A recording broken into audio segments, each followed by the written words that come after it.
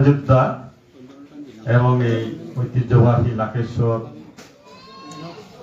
এখন আলিম মাদ্রাসা সম্মানিত অধ্যক্ষ জনাব মাওলানা আজিজুর রহমান, আমাদের মাঝে আর একজন বিশেষ অতিথি যাকে আমি গত ইউনিয়ন পরিষদ নির্বাচন হতে চিনি, এই এলাকার বিশিষ্ট ব্যক্তি যিনি বিভিন্ন সমাজকর্মে প্রবাসী থেকেও তার আর্থিক অনুদান দিয়ে সহযোগিতা করে যাচ্ছেন। আমরা অনেক সময় বলি দানবীর, আসলে যারা দান করেন তাদেরকেও তো আমরা দানবীর বলি। তো আমাদের মাঝে একজন দানবীর উপস্থিত আছেন, জনাব শফিকুল হক সাহেব।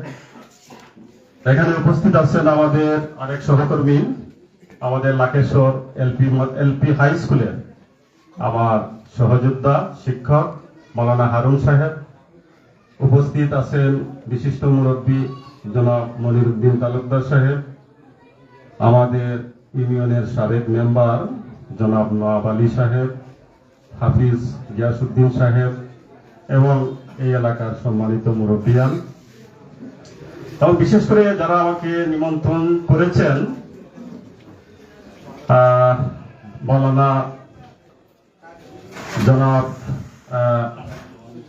শামসুজ্জামান দুদু সাহেব এবং এই যে লাকেশ্বরী হুজুর যিনি অনেক সুন্দর ওয়াজ করেন, আমার শামসুজ্জামান যে আমার প্রতিবেশী প্রতিষ্ঠান মঞ্জুর বহুমুখী উচ্চ বিদ্যালয়ের মাওলানা শিক্ষক মাওলানা শামসুজ্জামান, এবং আমার আরেক স্নেহের ভাই চন্দন তালুকদার সহ এখানে এক ঝাঁক যারা তরুণ সমাজকর্মী আমি বলি, যারা নিজেদের শ্রম দিয়ে মানবতার সেবায় যারা কাজ করে যাচ্ছেন।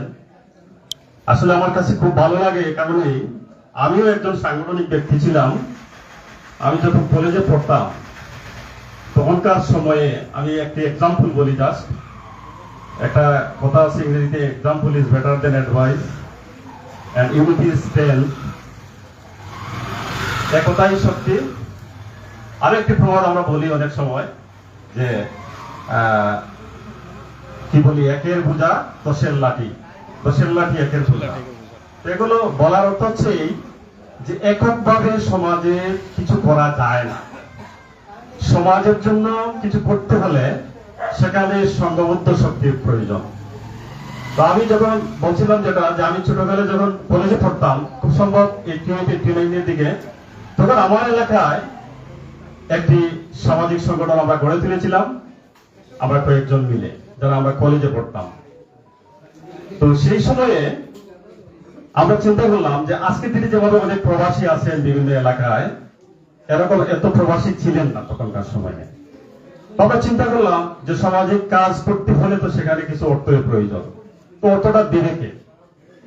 তো সেই সময় আমরা উদ্যোগ নিয়ে আমাদের এই বাংলা বাজার হাই স্কুলে একটি প্রোগ্রামের আমরা স্কুলের অনুমতি নিয়ে, আমিও স্কুলের একজন অর্গানাইজার ছিলাম সে সময়ে, তো অনুমতি নিয়ে আমরা একটা প্রোগ্রাম করলাম।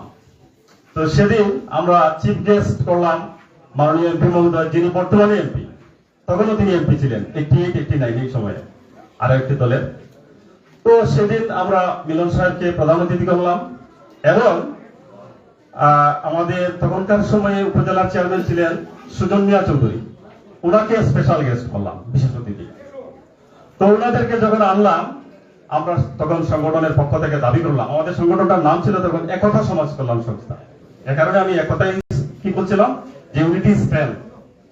তো আমরা সেই সময়ে ওনাদেরকে এনে সংগঠিত করলাম, সংবর্ধনা জানালাম এবং দাবিও করলাম যে যেহেতু আপনারা জনগণের প্রতিনিধি, আমরা জনগণের পক্ষ থেকে, এলাকার পক্ষ থেকে আপনাদের কাছে দাবি চাই, আমরা দাবি জানাতে চাই যে আমাদের সংগঠনকে নয়, শুধু আমার এলাকায় যতটি প্রতিষ্ঠান আছে, আপনারা জানেন সেখানে আমাদের একটা হাই স্কুল তখন মাত্র শুরু, একটা বিগিনিং আওয়ার।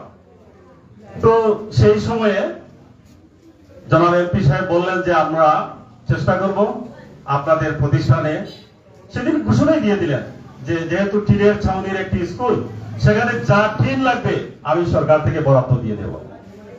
একটা জিনিস আদায় হলো, সেকেন্ডলি আমরা বললাম যে দেখেন বানারসি এবং বর্ষালের মধ্যখানে একটি খাল আছে, এখানে কোনো ব্রিজ নাই।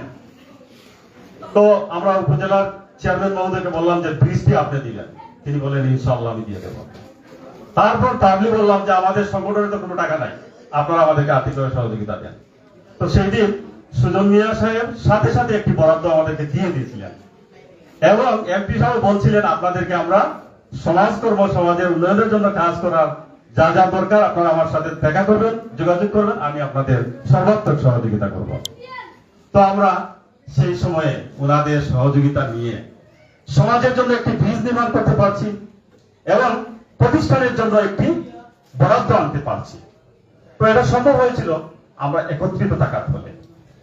তো আমি মনে করি আমাদের এই লাকেশ্বর একটি ইম্পর্টেন্ট এরিয়া, যেটা আজ থেকে 40 বছর আগে আমরা জানতাম যে আমাদের ইউনিয়নের 3টি ব্লকে বিভক্ত ছিল। 1 নম্বর ব্লক শিবনগর এরিয়া, 2 নম্বর ব্লক লাকেশ্বর এরিয়া, 3 নম্বর ব্লক সন্ধ্যা এরিয়া। তো সেই হিসাবে লাকেশ্বর তখন থেকে একটি ইম্পর্টেন্ট, একটি গুরুত্বপূর্ণ স্থান আমি মনে করি। এরপরেও তো এখন ওয়ার্ড হয়েছে,